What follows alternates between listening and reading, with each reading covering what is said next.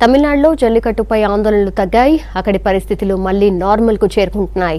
Marina beach ను పూర్తిగా అదుపులోకి తీసుకున్నారు పోలీసులు. అక్కడ నిరసనలు జరగకుండా చర్యలు తీసుకుంటున్నారు.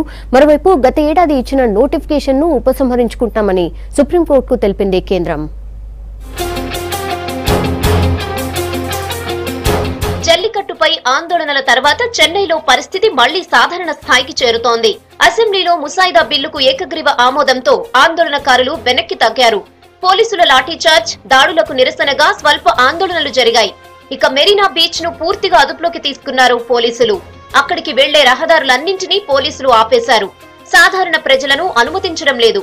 ఖాళీ ప్రదేశాల్లో గుమికూడిన ప్రజలను కూడా అక్కడి నుంచి వెళ్లిపోవాలని అధికారులు ఆదేశిస్తున్నారు.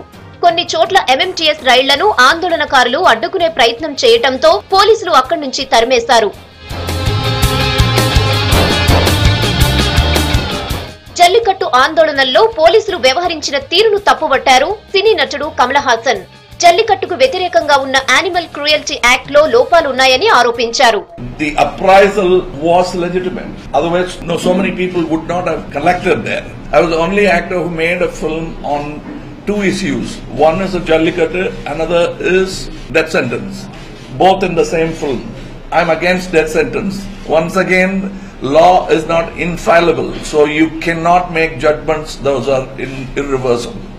Our punitive measures could be recrafted, redrafted to make it work for society, not through irreversible laws.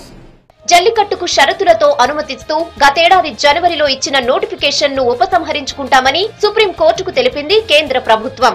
Jallikattu నిర్వహణకు ఆమోదం తెలుపుతూ అసెంబ్లీలో బిల్ ఏకగ్రీవంగా పాస్ కావడంతో ఈ నిర్ణయం తీసుకుంది.